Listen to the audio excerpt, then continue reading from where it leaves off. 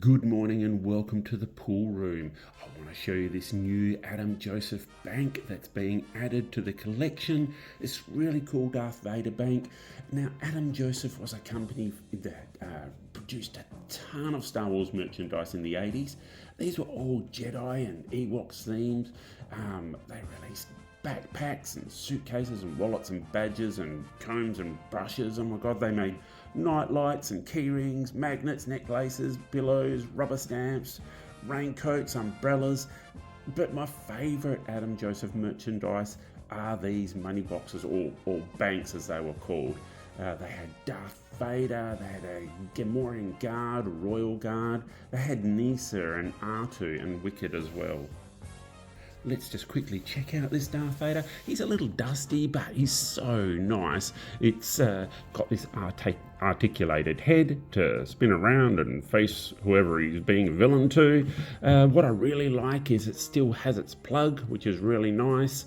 And on the back we have this vertical slot for the coins to go in. But he's just such a nice addition. What I actually like about these banks is that there is such a small series. There was this limited run. It's just so cool to actually have, Star Wars stuff. It's ever expanding, and these banks just have these 6 parts to them, and so it's an easy collection to make. Now this is an addition to my existing collection. I only had one before that, and that was this Gamorrean Guard money box or bank. I picked him up about 20 years ago. He's in lovely condition. There's only a few little grazes on the horns at the top there. Everything else, all the other paintwork is beautiful. Still has its bung. On the back of here, we actually have this horizontal money slot, for the want of a better word, and yeah, they just this is now inspiring me to get the rest of them, which is, I've only ever had this one, as I just said, but now that I've got Darth, it's just like, I reckon I can get the rest, and because it's just such a tight collection, they'll all fit on one shelf, which is really cool.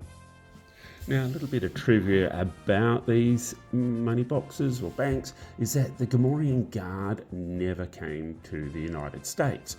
He was only released in Canada and Australia.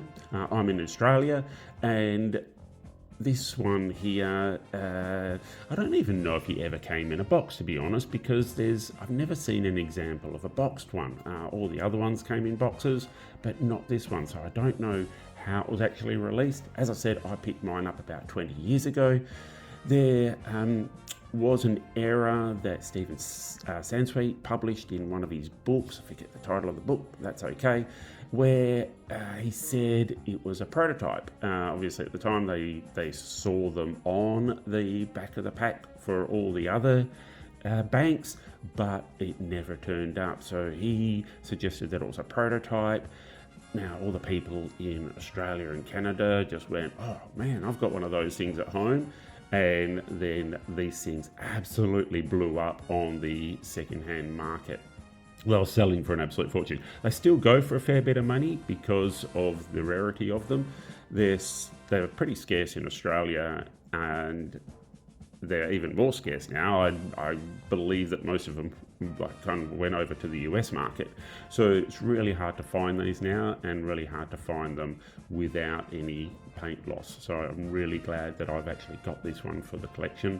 And both of these are staying in the pool room. So guys, it doesn't matter what you collect as long as you enjoy collecting. Until next time, take care.